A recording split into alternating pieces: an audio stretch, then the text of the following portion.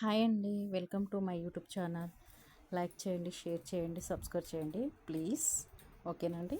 ఇప్పుడు blouse start చేద్దాం. Start చేసే ముందు అన్ని పీసులు కరెక్ట్గా ఉన్నాయా లేవో చూసుకోవాలి. అన్నీ ఉన్నాయని నేను అన్నీ చూసుకుంటున్నాను. అన్ని పట్టీలు, అన్ని క్రాస్ పట్టీ, ముక్కుల పట్టీ, కాజల పట్టీ, హ్యాండ్స్, లైనింగ్స్, క్లాత్, మిగిలిన ఎక్స్ట్రా క్లాత్ కూడా తీసి పక్కన పెట్టాను. ఇప్పుడు పక్కన ఒక స్టూల్ వేసుకొని అక్కడ పెట్టేసి ఇప్పుడు నేను ఉక్స్ పట్టి, ఇది కాజల పట్టి అండి, సారీ, కాజల పట్టికి నేను లైనింగ్ వేస్తున్నాను. చూడండి, లైనింగ్ వేసిన తర్వాత దాన్ని ఎక్స్ట్రా క్లాత్ని తీసేసి కట్ చేసేస్తాను. సేమ్ నిన్నటి ప్రాసెస్సే అండి. నేను ఆల్రెడీ ఒక వీడియో పెట్టాను ఇదే విధంగా.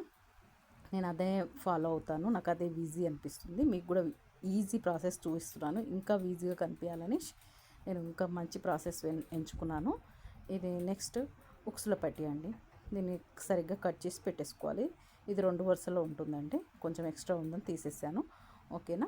ఇప్పుడు క్రాస్ పట్టి, మనం చెస్ట్ కింది భాగాన్ని ఉంటుంది కదా, దాన్ని క్రాస్ పట్టి అంటారు. లైనింగ్ 4 లైనింగ్స్ ఉండాలి దీనికి, ఎందుకంటే అటాచ్డ్ మెయిన్ ఫ్యాబ్రిక్ ఉంటుంది కదా, దానికి అటాచ్ చేయాలన్నట్టు. అందుకోసం నేను 4 తీసుకుంటాను. కొంచెం తగ్గినా పర్వాలేదండి, లోపల ఉంటుంది కాబట్టి. మరీ లేజర్ క్లాత్ అయితేనే మనము కరెక్ట్గా అలా వేయాల్సి వస్తుంది, అవసరం లేదు లేకపోతే.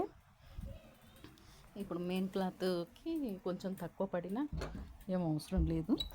ఓకేనండి. ఆ తర్వాత లోపల ఇది కొంచెం లేజర్ క్లాత్ కాదు కాబట్టి కనిపించదు అనమాట. ఓకేనండి. ఓకే. ఇప్పుడు ఎక్స్ట్రా ఉన్న క్లాత్ మొత్తం తీసేసుకోవాలండి. చూపిస్తున్నట్టుగా అక్కడ కొంచెం క్లాత్ లైనింగ్ తక్కువ ఉంది, అయినా పర్వాలేదు, లోపల కాబట్టి కనిపించదు. ఓకే. దీన్ని ఇలా కట్ చేసుకోవాలి. ఎక్స్ట్రా క్లాత్ తీసేస్తున్నాను చూడండి. తీసేసిన తర్వాత ఈ క్రాస్ పట్టీలు, ఉక్స్ పట్టి రెడీ అయిందండి. ఓకేనా అండి. మీకు చిన్నగా స్టార్టింగ్ నుంచి చూపిస్తున్నాను, ఎందుకంటే మీకు అర్థం కావాలి కదండి. ఓన్లీ ఇది చిన్న షార్ట్గా చేస్తున్నాను. ఇది ఉక్సుల పట్టి, కాజల పట్టి, క్రాస్ పట్టి జాయింట్ చేయడం, ఈ 3 మీకు ఒకేసారి చూపిస్తాను. తర్వాత వేరే పీస్ చూపిస్తాను. అట్లా చూపిస్తే కొంచెంగా మీకు అర్థమవుతుంది. ఇప్పుడు లైనింగ్ క్లాత్ని దానిపైన కరెక్ట్గా పెట్టుకొని జాయింట్ చేసుకోవాలి.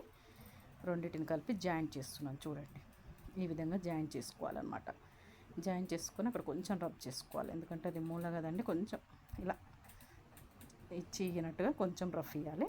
ఆ తర్వాత మెయిన్ ఫ్యాబ్రిక్ వదిలేసి లైనింగ్ క్లాత్ పైన కాస్త ఇట్లా రబ్ చేసుకోవాలి, ఓపెన్ చేసి రబ్ చేసుకోవాలి. అలా మన గోర్లు ఇట్లా మనకు ఒక కత్తెరలాగా యూజ్ కావాలండి.